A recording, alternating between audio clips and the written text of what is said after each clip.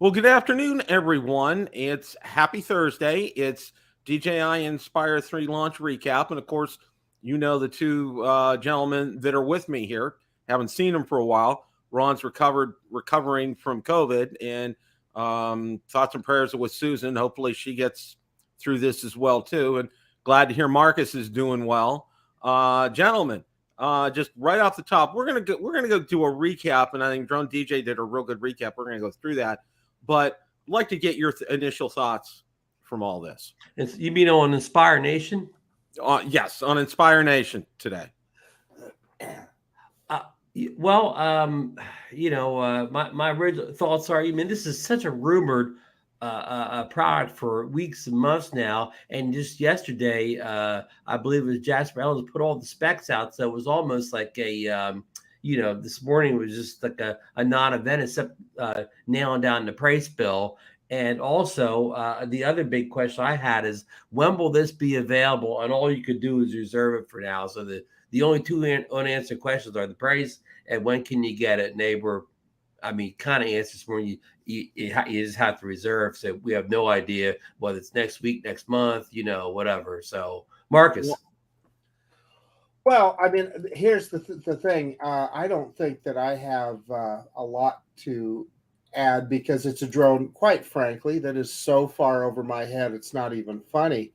However, it's definitely, all you have to do is look at the specs and see that it's for sure a big step up. That 8K sensor, etc. 1/1.8. Ron, is that bigger than a Micro Four Thirds? I think that's basically for the FPV camera. This will have two cameras on it, of course. It'll have one camera that you view through in your monitor screen, right. And then that second camera, which is of course recording that 8K footage or whatever. So I'm not sure about the size that you're getting back on your screen, but whether it's a little bit bigger or smaller than what we have on our, say, Mini 3 Pro is probably but it does have that big on the FPV screen. Yeah, or the Pro, I forget what 10-inch whatever size screen it has. It all looks good. Now, Lauren, but what strikes me there though is the person that's piloting the drone. In other words, you have a pilot and you have somebody that's running the camera. The person that is piloting the drone, they're going to have a big wide angle view of everything. They're going to have a good 1080p 60 frames per second back to their ground station. So they're really going to be able to see where they're flying the drone. And then, of course, that allows that camera operator to do what he needs to do. The other point is, and Ken Dono brought this up last night, is that he was hoping that there was stabilization in the flight camera. So that the person that was flying, they didn't see everything jiggling around and so forth. And it doesn't. I don't see a gimbal there, but I'm wondering if it has some kind of image stabilization. That's a good question. One of the things Ron had said about when it's actually going to hit, Lauren dropped in the comments on Rotor Talk the other night. He said it's going to be about the middle of May. Okay. I've seen other people say June. But I'm going to kind of go more with what Lauren's been saying, because Lauren, 9 times out of 10, he's pretty much spot on. So I'm going to kind of go with that. One of the other things that kind of surprised me too is, okay, this really, in all honesty, this is not a one-person drone. You need a operator and you need a camera person. And if you look in what comes with the drone, only one controller comes with a drone. So automatically you have to order another controller with that. And as Ron brought up, you're going to need to get it has the main body of the camera, but you're going to have to order lenses. So, you're going to start approaching that that amount that I thought it was going to be rather quickly with, $1,300, $1,400 for lenses. And, with another controller, probably about the same. So you're going to be knocking on the door $20,000 here for this. So, one of the things I want to do here, and we're not going to be on real long. Obviously, I'm at lunch. I just ate lunch on the run here. So, Drone DJ put out a great article, and I just want to go over that briefly for everybody. And of course, it's out there for your reference. But I thought it would be good to go over this because it covers a lot of the main points.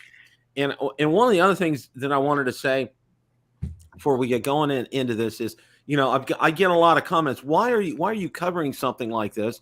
Why, it's not affordable to us. And I said, I get it. And I understand that, but understand something here. Okay. More often than not, the technology you will see on like an Inspire type of drone, it will trickle down to your Mavics. It will trickle down to your minis. DJI does not waste technology. That's one of the things I've said since day one, and they're going to do the same thing here. So we're going to see some of this stuff. And this is why this is exciting, because, things that we have like in the Mavic 3 weren't there 2 or 3 years ago. Okay. This technology. So, let's take a look at this here. Good point, Bill. Like our consumer drones are better camera drones than say the Inspire 1 was. Oh, absolutely. Oh, no question. Hey, so I got a question for both of you guys, and this is something I've never understood, and maybe you, the two guys that can answer it. Again, when they're talking about the camera that the pilot is looking through, not the main video camera, the camera that's pilot is looking through, they're bragging about the 3 micrometer pixel size. So I'm assuming bigger pixels just means it's a clearer view for the person that's looking at that live. You have so many people have so many different discussions. A lot of people, a lot of people talk about they want all these megapixels, 100 megapixels, but other people say no, I don't want a whole bunch of megapixels because they're small megapixels. I want bigger megapixels. So that discussion we could do a whole other show on that, Marcus, and nobody ever comes to a solid conclusion on more megapixels versus bigger megapixels. Again, that's just going down a rat hole. So there's no easy answer to that question. That's like asking Marcus, are Ford trucks or Chevy trucks better? Yeah, well, I think I get where you're going, Ron. But I just, because DJI was bragging about it, I just was curious. Yeah, I mean, probably, their opinion is these bigger megapixels are better. I'm not saying they're not wrong or whatever. Yeah. What I'm saying is, you're out in the conditions, it's real bright outside or whatever. I may dare you to tell the difference between the bigger and smaller on your monitor out in bright sunlight at Snake River Canyon on a windy day. Yeah. But it's interesting that they're talking about it for the pilot's camera, not the main camera. Anyway. Well, again, how it looks through the main camera, is a whole different ball game than the pilot. But it's all, a lot of people say, as you just being the drone operator, that you think you're getting better pictures and video if you can see them clear on the screen, and it does make sense. Yeah.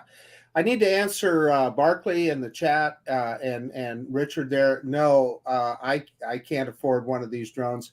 However, what I could afford is I did buy that new Fimi Mini version 2 for $299. So yeah, I guess I'm guilty of buying a new drone. Marcus, I did put the Inspire 3 in reserve. Did you? Yeah. I have it on true confessions here on Thursday at lunchtime. We ought to just do this weekly. We can kind of cleanse the soul. The only reason I put these things in reserve is so then I get the email to know when they're actually available to order. Yeah, I did. I clicked the email. I clicked the link for the email today too. Hey, the difference between me and Ron, though, Bill, is that Ron would actually know how to use that drone. You're right. Ron would. Here's the thing. Here's the whole thing here. We talk about why we would talk about this. Use it. Okay, if Steven Spielberg calls me tomorrow and wants me to come film, a new ET movie or something, I got to bring the Inspire 3 with me, right? But if Mary from the realty office down the corner wants me to go over to First Street and take a couple photos of a duplex, I take the Mini 3 Pro or something, right? I mean, that's breaking it down to a nutshell. Or if I just want to go out and fly the local park or whatever, I just grab anything like the Mini 2. I mean, it's how it kind of breaks down. Yeah. No, I get you, Ron. You're totally spot on. I guess Bill and I's point was that that you probably have the technical ability to use that camera, etc. The camera, that's the thing. I would be lost. Again, I'd have to actually see it to know if I, knew, how to operate all the functions, features of it. And of course, photos are a lot easier than video. Right. Well, I'm going to go over a few things here from this article, and they did a great job in condensing it. And I'm glad they did this, because going through the specs by itself raw, it takes a lot to understand. This is put out in front of you. The first one, design changes. It's a lot more streamlined. When the gear's lowered, the gimbal supports obstruction-free 80-degree upward angle shooting, and they showed that in that intro video, which is really nice. And the propellers are foldable, so you don't have to take them on and off. The Inspire 2, Inspire 1, you had to put them on and off each time. You don't have to do it. And that was a rumor we saw a couple months ago about the folding propellers, Bill. Yes. Now, flight time is they're hot swappable dual batteries for 28 minutes. And that's about a 5 or 6 minute increase over the Inspire too. Over the other Inspire, yeah. Flight speed of up to 94 kilometers per hour. Wow. Ascent and descent speed has been capped at 8 meters a second. You also get a dive speed of up to 10 meters a second. Now, so that sounds like that's a hot rod, Marcus. Yeah, but that's pretty similar, I think, to the other Inspire, because 94 kilometers an hour. Billy used to tell me that he had his Inspire 2. He would fly it at 60 miles an hour. So that's about the same. Yeah. Now, it does have the full frame 8K camera that they were talking about. Camera supports internal recording of 8K 25 frames per second, as well as 8K 75 frames per second Apple ProRes RAW video. And it will do full frame 4K 120 frames per second ProRes RAW video. That is stunning. That is and Marcus, that goes to Marcus storage concerns. Can you imagine storing all that 8K ProRes video on your little hard drive? You better have exabytes, not terabytes. You better have exabytes, because that's what it's going to take to store this. I mean, it's just you're going to be spending more money on your computer if you buy this and you don't have a computer to handle it. You're going to be spending a lot of money on storage on your computer. I can tell you that don't now. rely on your Walmart discount special. Hey, Bill, you're on that subject, and again, I'm going to quote Ken Dono from his show last night. The point that he made, he goes, this sounds like it's really an expensive drone, and you're talking about the expense of a computer and all that, and he brought that up. He said, hey, he's going to buy a new PC, et cetera, et cetera. However, he said, okay, that sounds like spending $20,000 is a lot of money for one of these drones. But if you're a professional, you're going to pay for that in one job. So, absolutely. That's why those guys buy this kind of equipment. They go out there and they can do that. Now, number 5 talks about storage. It does have 1 terabyte included, and insane amount of write speed on there. The SSD can be connected directly to a computer via USB-C cable for easy file sharing and seamless workflows. Okay. See, that's got to be huge, right? That's probably that right thing right there. I mean, anybody that messes around with much video knows how much of your day is spent just transferring video from your devices to your computer that you're editing with. Computer, yeah. Now, this was a surprise. Precision flying system with RTK positioning technology, because and I'm just going to put a little shameless plug for my son-in-law. He flies at his work site. What he does is he works with mapping out underground utilities. That's what his company does. And part of it is they use a Phantom 4 RTK to do that, and it gets down to the centimeter. Well, they're bringing this technology to the Inspire 3 here, and this is the integrated triple GNSS system. It's GPS plus Galileo plus Beidou, is powered by built-in dual-layered ceramic RTK antennas. So you would have to set up a ground mobile station to do that, but it allows for very precise movements, which is that's pretty incredible that it's coming to a non-enterprise type of drone. In my opinion, I think that's an incredible step here.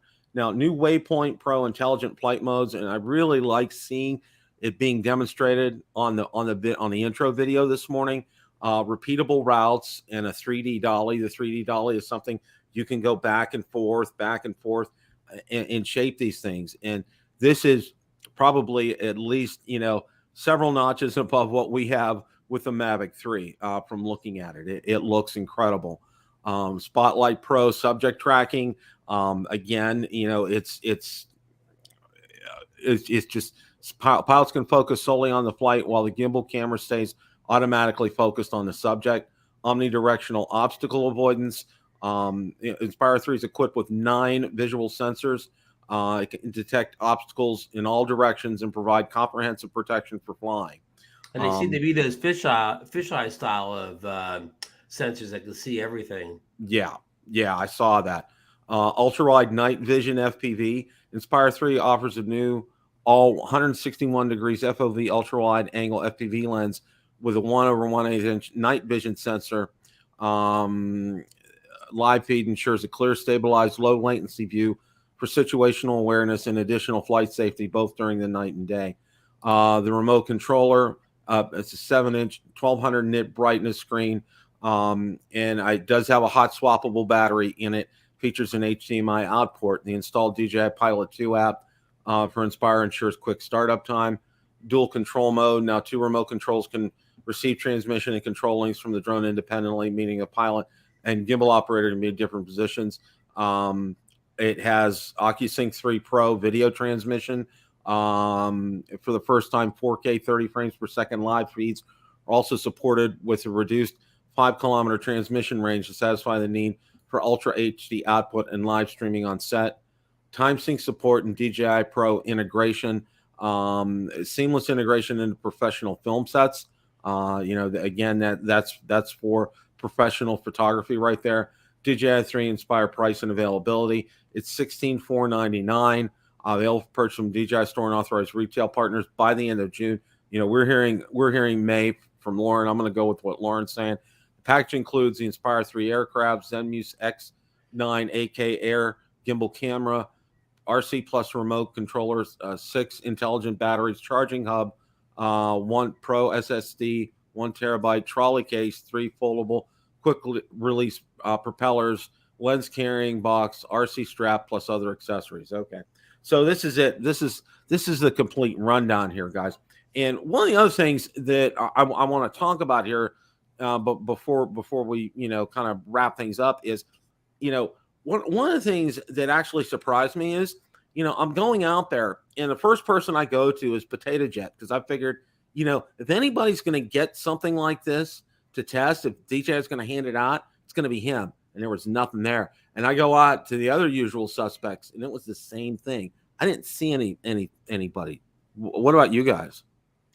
No, I mean, all the videos are like officially sanctioned DJI videos from, some people shooting at beautiful locations. This follows a path that, DJI hasn't really sent out many drones ahead of time for their products so far in 2023. And plus, since this is, we'll go by what DJI say, this is scheduled for the end of June, maybe, we'll see them as we get closer to that time frame. Yeah, and it kind of surprises me that they're doing this. I don't know why, because and I think Ron's right. I think we'll probably see some probably later this month, probably in May, kind of a time frame from some of these content creators. Because I thought for sure, maybe Potato Jet, some maybe Aldrin from Flight Path, maybe Billy, maybe Rick Smith, all the usual suspects. I went out there and I looked. I mean, nobody had the Mini 2SE early. Nobody had the goggles Integra or RC Motion 2 early. They haven't been sending anything out this year. Yeah, and they don't need to, do they? No, I think, and Marcus brings up a good point, because I'll flash back to when the Mavic 2 launch. Okay, that's the last time they launched a drone in person with an invite, with invites in the whole 9 yards. Okay, and they realized, they can do this online. All right. Well, evidently, they're now the viewpoint is, they don't need to be sending out all these drones. They can have these professionals do it, put out their videos, and this is the video that you watch, which I think, it's a good thing. But I think also too, because reviewers who get drones like this, and I'm not talking about us getting, say, even like a Fimi or a Seafly Faith or a Potenzic or something like that, the big guns. And when they get this kind of, you know, there's a lot of pressure on them, okay? Because, you know, if they say, you know, this is not really, you know, what it's supposed to be, you know, they're not going to be getting anything else from DJI. Well, you remember, Bill, you make a good point, because I'm thinking on that, and I can't think of the name right now, that carbon fiber drone that was supposedly just a step I know below the Inspire. Yeah. And it almost got universally panned, other than one reviewer up north of us that liked it, and he was the one that kept getting new versions of the drone. And the reviewers that you and I all know and love that didn't really care for it too much. Yeah, that was the last they saw of it. Yeah, it was that was a real bomb. And some of these drones, Bill, like the, you know, maybe again, DJI just was fiscally getting smarter. Mini 2 SE, there's nothing really, you know, new there. It's just the Mini 2 dumbed down. Why send a whole bunch of units out for you know, basically it's already out. And even the goggles, the new goggles in RC Motion, this is an incremental upgrade on what's already been out there. It's not like it's a big splashy new release, but the Spire 3 is a little bit different horse here. I totally agree with you, Ron. But you just made a really good point, and I don't want to lose that. And it really doesn't have anything to do with the Inspire. But what DJI has become genius at are these incremental upgrades. You know, like you're talking about with the motion controller 2, etc., and then the Integra goggles, and you know, quite frankly, the upcoming new version of the Mavic 3. They make these incremental upgrades that just probably doesn't cost them a lot in engineering, but refreshes the product enough that it creates a lot of interest from, well, people like us. You make we're a great put more point, SKUs out there. I mentioned this a little bit on, you know, on Bill Tom's show last night. I mean, this is nothing new. We'll talk about the Mavic 3 just for a second, Bill. I know when Bill wants to get back to Inspire. But I mean, in the old days, we had 4 or 5 different Phantom 3s. We had 4 or 5 different Phantom 4s. So it's not unusual to DJI to have a whole bunch of different SKUs in the same drone. So the Mavic 3 going that direction, you know, makes sense. Yeah, that really does, and that's a great point, guys. Both of you bring up some great points here. You know, they're you know, and a lot of people say, oh, they're milking this platform. Well, you know what? They're making money on it, and you know, a lot of times, you know, for example, with the Mini coming out with an SE version of a Mini, you know, they're providing an affordable option for people to be able to get into an entry-level drone. So, you know, it's really a win-win on both sides of the aisle, because, you know, DJI's having more product out there, making, you know, getting profits, and they're providing a product at a reasonable price for consumers, you know, to get into drones, period. So, you know, it's a win-win all the way around, and it makes perfect sense.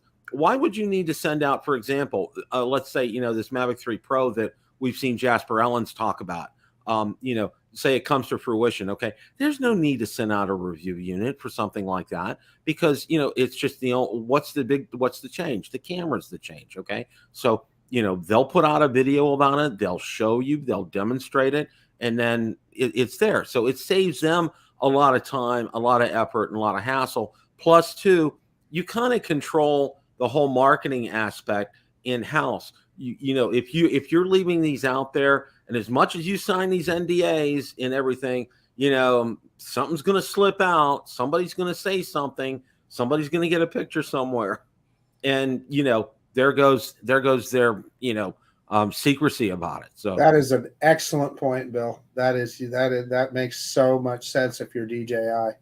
Yeah. Hey, well, can I make just a quick announcement? It has nothing to do with the Inspire. Go for it. I had my last flight with the DJI Mavic 3 yesterday. It's gone. What happened? I sold it. Oh. Yeah. Yes, I'm waiting for the dramatic. You know, Marcus crashes his Mavic 3 video coming out.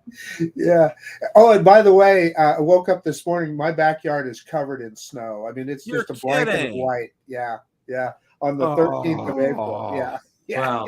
It's already like it's already 80 degrees here. Sure is the second 80-degree day in a row. Wow. The landscapers were here the other day. My yard looks like I could play the Masters tournament on. It's so green. Mine does. We're fighting with our home builder now because the sod that they put in next to us or the irrigation didn't work, and a lot of it's dead. I mean, it's just dead grass over there, and they're supposed to cut. We'll see. They provide the watering. We don't pay for the watering per se. We have the HOA takes care of the watering, Right. and they haven't been doing it. And our grass is brown on the side of our house, and we're throwing up all kind of stuff about that. So yeah, so I know what you're saying, but poor Mark Snow. Oh my gosh. May's coming up. I mean, seriously. That's the thing. This has been the weirdest winter. Well, it's spring, but yeah, to get to see, I don't. In fact, I'm just trying to think. I don't think I've ever seen snow this late in Idaho. But I mean, it's not just. It's covered. It's fully white. It's not just a few flakes. It is. The ground is covered. Marcus, go right to the airport. And I'll meet you in Carlin Park later on this afternoon. My God. Well. I know that's not what this show is about, but I got to tell you, Bill, Ron he showed me around in Florida like no other. We had more fun, and typical of Ron Brown, what an amazing host. He knew all the cool places to go fly at. We just had nothing but fun. I even found a secret spot Captain Ray didn't know about. Oh, that's definitely. Wow. Well, wow. Ron, I'm going to say both of your park spots were spots that Captain Ray didn't know about, because you found that at Du Bois Park, you found that spot to launch from, perfect spot to launch from, to go see the lighthouse and the inlet and everything. And next thing you know, Captain Ray is out there. A couple days later, who did he have with him that he was launching from there? Oh yeah, yeah. Who did he take up there? Yeah, his other new guy that was just getting into drones. Steve, yeah, Steve. And He's a new drone pilot, Bill. Yeah, I gave him a hard time. I said, "Well, that's Ron's secret spot." Well, it was great. I had Ray on. I don't know if you guys saw that. That was a great show. It was wonderful having him on to give a recap. 125 people there. Turnout was great. He said next year it's going to be a week later because Easter falls on April 1st, 2nd, somewhere around there. So he's going to make it a week later. Next year it'll be April 6th. But you know what? You know what's been incredible though? The high winds. They're really prevalent, like all around Florida right now. It's like 25, 30, 35 miles an hour every day right now. So it's like next to impossible to fly. I got some kind of drone from some manufacturer. I don't know who it is, on Amazon, and she's been pushing me to fly it. And I'm like, look, I can't get out there. And I show her, the app, and UV forecast. I said, it's like 30-mile-an-hour winds. I said, I'm going to take this drone up. Yeah, you want to see your drone fly away? Yeah. You want to see your drone go bye-bye, because that will happen with it. Yeah. I guarantee you that 100%. So, well, typically on the East Coast of Florida, when I was there, Bill, the mornings were less windy. If you waited until the late afternoon to fly, the wind was really kicking up by that point. Yeah. See, when you go out early in the morning, on both sides of the coast, it's cool. But if you're like out past 9 o'clock to like maybe 5, 6 o'clock at night, forget it.